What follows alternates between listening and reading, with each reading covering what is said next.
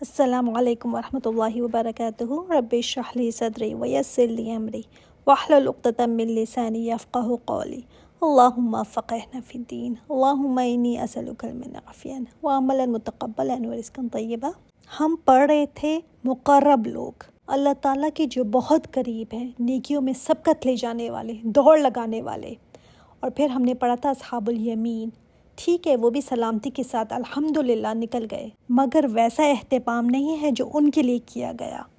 حضرت سعد بن معاذ جب فوت ہوئے تھے، یہ قبیلہ اوس کے سردار تھے، تو آپ صلی اللہ علیہ وآلہ وسلم نے ان کے لیے دعا فرمائی تھی کہ اللہ، معاذ نے تیرے راستے میں بڑی تکلیف اٹھائی ہے، تیرے رسول کی تصدیق کی ہے، اسلام کے حقوق ادا کیے ہیں، یا اللہ اس کی روح کے ساتھ ایسا معاملہ فرمانا جیسے تو اپنے دوستوں کے ساتھ فرماتا ہے۔ کتنی پیاری دعا ہے نا، ہمیں تو دعا مانگنی بھی نہیں آتی، جیسا تو اپنے دوستوں کے ساتھ فرماتا ہے۔ تو حضرت سعد بن معاذ کی جب موت ہوئی تھی نا، تو آپ صلی اللہ علیہ وآلہ وسلم نے فرمایا سعد کی موت پر اللہ تعالیٰ کا عرش کانپا ہے۔ یہ بخاری اور مسلم کی روایت ہے۔ ایک اور روایت میں ہے کہ جب حضرت سعد کا جنازہ اٹھایا گیا تو ہلکا محسوس کیا گیا، تو آپ صلی اللہ علیہ وآلہ وسلم نے فرمایا سعد کا جنازہ تو فرشتوں نے اٹھا رکھا ہے۔ آپ صلی اللہ علیہ وآلہ وسلم نے خود نماز جنازہ پڑھائی تھی اور مغفرت کی دعا کی تھی، اور فرمایا سعد کے جنازے میں 70,000 فرشتے شریک ہوئے ہیں۔ ایسے بھی خوش قسمت ہوتے ہیں جن کا جنازہ پڑھانے کے لیے فرشتے اتر آتے ہیں۔ پھر آپ نے فرمایا سعد کی روح کے لیے آسمان کے سارے دروازے کھول دیے گئے ہیں تاکہ جس دروازے سے وہ چاہے اس کی روح اوپر جا سکے۔ جنت البقیع جو مدینے میں قبرستان ہے نا، وہاں پر ان کی تدفین ہوئی تھی، اور حضرت ابو سعید خدری نے قبر کھودی اور گواہی دی تھی کہ اللہ کی قسم اس قبر سے مشک کی خوشبو آ رہی ہے۔ سبحان اللہ، آپ صلی اللہ علیہ وآلہ وسلم نے خود اپنے ہاتھوں سے ان کو دفنایا تھا۔ تو ایسے بھی ہوتے ہیں، مگر یہ چیزیں نا صرف خواہشات کرنے سے تو حاصل نہیں ہوتی۔ یہ مقامات اگر پانے ہیں تو سعد بن معاذ جیسے کام بھی کر کے دکھائے۔ جیسے بدر میں آپ صلی اللہ علیہ وآلہ وسلم پوچھ رہے تھے، اصل میں تو انصار سے پوچھنا تھا کہ قافلہ کا پیچھا کرنا ہے یا جنگ کرنی ہے، تو انہوں نے کیا فرمایا تھا، یا رسول اللہ آپ اگر کہیں نا کہ سمندر میں اپنے گھوڑے ڈال دو تو ہم آپ کے پیچھے سمندر میں اپنے گھوڑے ڈال دیں گے، ہم یہ نہیں کہیں گے کہ آپ اور آپ کا رب جا کر لڑے، جیسے موسیٰ علیہ السلام کی قوم نے کہا تھا ان سے۔ ایسی فرمانبرداری تھی نا۔ تو اگر خواہشات اتنی اونچی ہیں نا لیکن کام اس کے مطابق نہیں ہے تو خواہش کرنے سے کیا ملے گا؟ بتائیں نا، کام کرتے وقت ہم کہتے ہیں بس دنیا ہمیں مل جائے، اس میں کمی نہ آئے۔ اپنا ایم جب رب کو راضی کرنے میں لگائیں گے تبھی سابقون بن سکتے ہیں نا۔ اچھا، میں نے آپ کو لاسٹ ٹائم بتایا تھا کہ مومن کو مرتے وقت 10 قسم کے اعزاز ملتے ہیں۔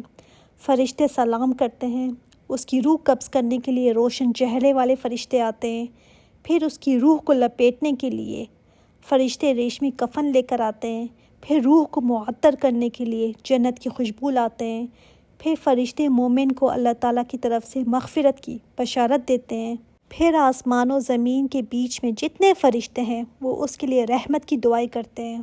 آسمان میں لے جانے والے فرشتے اس کا تعارف کرواتے ہیں، سب سے اچھے نام کے ساتھ اس کا تعارف کرواتے ہیں، پھر محافظ فرشتے خوش آمدید کہتے ہیں، اس کو ویلکم کیا جاتا ہے، آسمان کے دروازے اس کے لیے کھول دیے جاتے ہیں، ہر آسمان والے فرشتے اس روح کو الوداع کہہ کر دوسرے آسمان تک لے جاتے ہیں، پھر 7ویں آسمان پر پہنچنے کے بعد اللہ تعالیٰ کے حکم سے اس کا اندراج علیین میں کر دیا جاتا ہے۔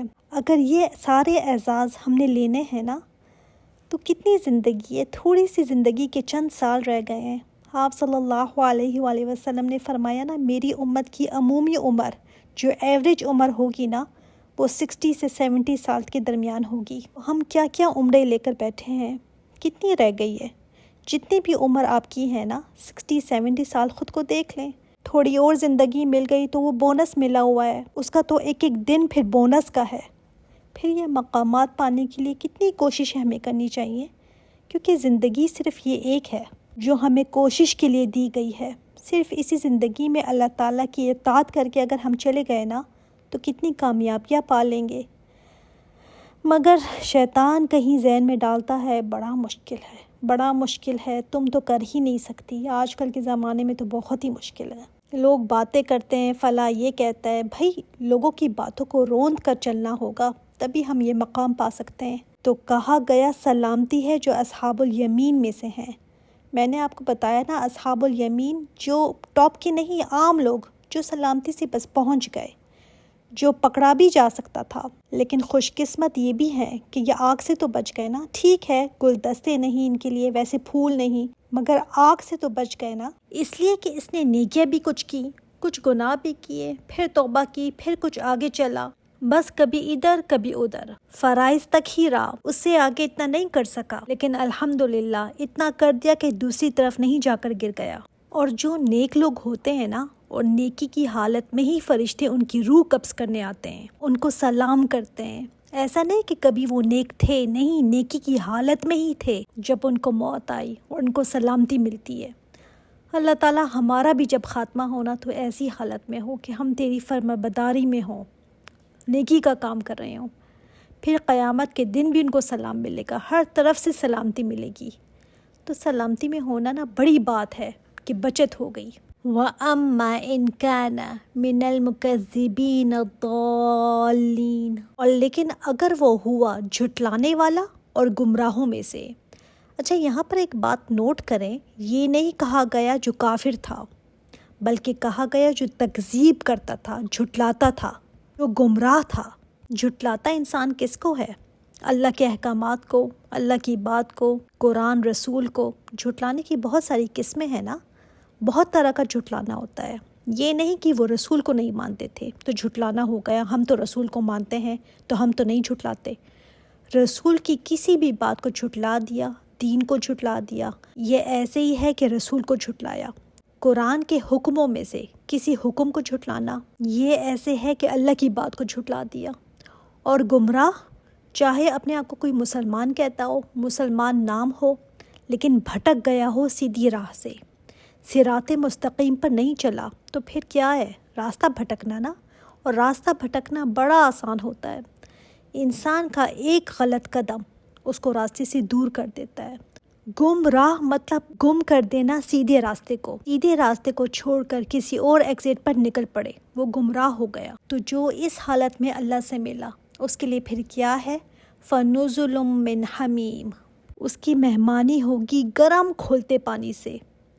یہ دوبارہ آیا نا، یہ ہم پہلے بھی پڑھ چکے ہیں بات، کہ اس کی مہمانی ہوگی گرم کھولتے پانی سے۔ جو بھی گمراہ ہے اس کی اس قسم کی توازیں شروع ہو جائے گی۔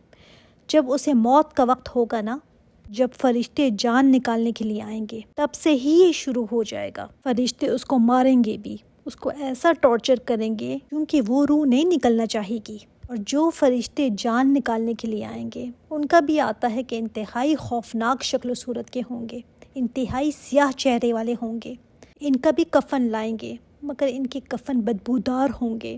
وہ بھی آ کر ایک میسج دیں گے، لیکن ان کا میسج کوئی خوش کرنے کا میسج نہیں ہوگا۔ ان کا میسج ہوگا خبیث روح، مغضوب روح، یعنی اللہ کے غضب میں آنے والی روح، اور جہنم کی بشارت ان کو دے دی جائے گی کہ چلو اب جہنم کی طرف۔ فرشتے ایسے ان کی جان نکالیں گے جیسے کانٹے دار لوہے کی سلاخ گیلی اون سے زبردستی کھینچ کے نکالی جاتی ہے، آسانی سے نہیں نکلے گی۔ ان سے بدبو آئے گی، غلیظ بدبو، گلے سڑے مردار کی طرح بدبو۔ ان کو بھی فرشتے آسمان کی طرف لے جائیں گے، لیکن ان کے لیے آسمان کے دروازے نہیں کھولے جاتے۔ یہ بھی جب اور فرشتوں کے پاس سے گزریں گے تو وہ ان سے بدبو محسوس کریں گے اور کہیں گے کون سی ہے خبیث روح جو آسمانوں کی طرف لائی جا رہی ہے، یہ کون ہے؟ اور نام بتائیں گے کہ فلاں ہے۔ اور قبر میں بھی جہنم کی طرف کا دروازہ کھول دیا جاتا ہے، جس سے آگ کا عذاب اس کو ہوتا رہتا ہے، اور اس کی قیام گاہ اس کو دکھائی جاتی ہے۔ وَتَصْلِيَةُ جَحِيمٍ، اور داخل کرنا ہے جہنم میں، آخری ٹھکانہ جہنم ہے اس کا۔ إِنَّ هَذَا لَهُوَ حَقُّ الْيَقِينِ، بے شک یہی یقینی حق بات ہے، ایسا ہو کر رہے گا۔ یہ نہ سمجھنا صرف باتیں ہیں، لیکچر ہے، مولویوں کے ڈراوے ہیں، یہ حق الیقین ہے۔ آپ کو پتہ ہے نا یقین کے بھی 3 درجے ہیں۔ علم الیقین جو صرف علم ہونا ہے، عین الیقین آنکھوں سے دیکھ کر یقین ہونا، اور ایک ہے حق الیقین جو سب سے ٹاپ کا درجہ ہے۔ بالکل ایبسولوٹ یقین، یعنی کوئی ذرا سا بھی تبدیلی، کوئی بھی چینج اس بات میں نہیں ہونی۔ ایسا نہیں کہ قرآن میں تو میں نے کچھ اور پڑھا تھا اب کچھ اور ہے، نہیں، حق الیقین بات ہے یہ۔ اللہ تعالیٰ کو تو بتانے کی ضرورت بھی نہیں ہے، پھر بھی آخری آیت نے ایک مہر لگا دی، ایک سٹیمپ کہ ایسا ہے اور ایسا ہی ہوگا۔ ہم سوچتے ہیں کہ وہاں پر جا کر بس سب ٹھیک ہی ہو جائے گا، یہ بچا لے گا، وہ بچا لے گا، کرنا ورنہ ہم نے کچھ نہیں ہوتا، بس خوابوں کی اپنی اپنی دنیا ہم نے بنائی ہوئی ہے۔ حق الیقین ہے یہ بات۔ پھر اس کے بعد کیا کرنا چاہیے؟ اسی پلاننگ کے ساتھ زندگی گزارنی چاہیے نا، ایسے تو نہیں بس ہیپ ہیزرڈ دن رات گزرے جا رہے ہیں اور گزر رہے ہیں تو بس گزر رہے ہیں۔ زندگی کا کوئی مقصد تو ہو، سوچنا چاہیے کہ اللہ نے مجھے پیدا کیا ہے، اتنا عقل و شعور دیا ہے، تو یہ سب کچھ مجھے ایسے ہی دے دیا؟ آگے اللہ تعالیٰ نے فرمایا ہے فَسَبِّحْ بِاسْمِ رَبِّكَ الْعَظِيمِ، بس تسبیح بیان کریں اپنے رب عظیم کی۔ جب یہ آیت نازل ہوئی تو آپ صلی اللہ علیہ وآلہ وسلم نے فرمایا اس کو اپنے رکوع میں رکھ لو، یعنی رکوع میں پڑھا کرو۔ اور بخاری کی حدیث ہے کہ 2 کلمے ہیں جو زبان پہ ہلکے ہیں اور میزان پر بڑے بھاری ہیں، سبحان اللہ و بحمدہ سبحان اللہ العظیم۔ تو اللہ تعالیٰ کی تسبیح بیان کرتے رہو۔ ایک اور حدیث میں آپ کو بتا دوں، عبد الرحمن بن یعلا رحمۃ اللہ ایک جنازے میں گدھے پر سوار جا رہے تھے۔ آپ کی عمر اس وقت بڑھاپے کی تھی، سر اور داڑھی کے بال سفید تھے۔ اسی اثناء میں آپ نے یہ حدیث بیان فرمائی کہ آپ صلی اللہ علیہ وآلہ وسلم نے فرمایا ہے کہ جو اللہ سے ملاقات کو پسند کرتا ہے اللہ بھی اس سے ملنا چاہتا ہے، اور جو اللہ سے ملنا برا جانتا ہے اللہ بھی اس سے ملاقات سے کراہت کرتا ہے۔ صحابہ یہ سن کر سر جھکائے رونے لگے۔ آپ صلی اللہ علیہ وآلہ وسلم نے فرمایا روتے کیوں ہو؟ صحابہ نے عرض کیا یا رسول اللہ، بھلا موت کو کون چاہتا ہے؟ فرمایا سنو سنو، سکرات کے وقت سے اس وقت تک جو نیک مقرب بندے ہوں گے تو راحت اور انعام اور آرام اور جنت کی خوشخبری سنیں گے، جس پر وہ تڑپ اٹھیں گے، چاہیں گے کہ جلدی سے جلدی اللہ سے جا ملے تاکہ یہ نعمتیں ان کو ملے۔ تو اللہ بھی ان سے ملاقات کی تمنا کرتا ہے، اور اگر وہ بد بندہ ہوگا تو اسے موت کے وقت گرم پانی اور جہنم کی مہمانی کی خبر دی جائے گی، جس سے وہ بیزار ہوگا اور اس کی روح روئے میں چھپنے اور اٹکنے لگے گی، اور یہ چاہتا ہوگا کہ کسی طرح بھی اللہ کے حضور حاضر نہ ہو، بس اللہ بھی اس سے ملاقات کو ناپسند کرتا ہوگا۔ اسی طرح ایک اور حدیث ہے، حضرت غانی انہوں نے آپ صلی اللہ علیہ وآلہ وسلم سے پوچھا کیا مرنے کے بعد ہم آپس میں ایک دوسرے سے ملیں گے؟ یعنی جو اچھی نیک روحیں ہوں گی آپس میں ایک دوسرے سے کیا ملاقات کریں گی؟ جیسے رشتہ دار ہیں سارے کے سارے نیک ہیں، تو کیا یہ ایک دوسرے سے ملاقات کریں گے، ایک دوسرے کو دیکھیں گے؟ آپ صلی اللہ علیہ وآلہ وسلم نے فرمایا روح ایک پرندہ ہو جائے گی جو درختوں کے میوے چگے گی یہاں تک کہ قیامت قائم ہوگی، اس وقت اسے اس کے جسم میں لوٹایا جائے گا۔ اور اس حدیث میں ہر مومن کے لیے بہت بڑی بشارت ہے کہ جو بھی مومن ہے اس کے لیے یہ ہوگا کہ جب اللہ تعالیٰ کسی مومن کی روح کو قبض کرنے کے لیے ملک الموت کو بھیجتے ہیں تو اللہ تعالیٰ فرماتے ہیں میرے فلاں بندے کے پاس تو جا اور میرے دربار میں لے آؤ، میں نے اسے دکھ، غم، خوشی، تکلیف، راحت ہر طرح سے اس کو آزما لیا اور اپنی مرضی کے مطابق اس کو پایا، وہ ہمیشہ اللہ کی رضا میں راضی رہا، بس اب اسے میں ابدی راحت دینا چاہتا ہوں، جاؤ اسے میرے خاص دربار میں پیش کرو۔ تو ملک الموت 500 رحمت کے فرشتے اور جنت کا کفن اور جنت کی خوشبو ساتھ لے کر اس کے پاس آتے ہیں۔ کتنا اہتمام کہ تو نے دنیا میں اللہ کو راضی کر لیا، اب اللہ کی مہمان نوازی دیکھ۔ جب روح نکالی جاتی ہے تب سے لے کر اس کے لیے اہتمام ہی اہتمام ہے۔ مومن کو تو قید خانے سے رہائی مل جاتی ہے، دنیا تو مومن کے لیے قید خانہ ہے، اس دن تو اس کے لیے رہائی ہے، اس دن تو خوشیاں ہی خوشیاں ہیں، بھلائی ہی بھلائی ہے، اور جنہوں نے دنیا کو ہی جنت بنا لیا ان کے لیے آگے کچھ نہیں ہے پھر۔ تو اللہ آزمائے گا خوشی سے بھی غم سے بھی، لیکن اللہ تعالیٰ فرماتا ہے کہ میں نے اس کو دیکھ لیا کہ یہ ہمیشہ مجھ سے راضی رہا۔ اللہ ہمیں راضی رہنے والے میں بنا دے، آمین۔ محمد بن کعب فرماتے ہیں کہ مرنے سے پہلے ہر ایک کو پتہ چل جاتا ہے کہ وہ جنتی ہے یا جہنمی۔ ظاہر ہے جو شکلیں دیکھتا ہے تو پتہ چل جاتا ہے کہ میرا مقام کیا ہے۔ اللہ تعالیٰ سے دعا ہے کہ ہمیں سابقون الاولون میں شامل فرمائے اور غفلت سے نکلنے کی توفیق عطا فرمائے۔ بہت ہی خوبصورت صورت تھی الحمدللہ۔ سبحانک اللہم و بحمدک اشہد ان لا الہ الا انت استغفرک و اتوب الیک۔ السلام علیکم ورحمۃ اللہ وبرکاتہ۔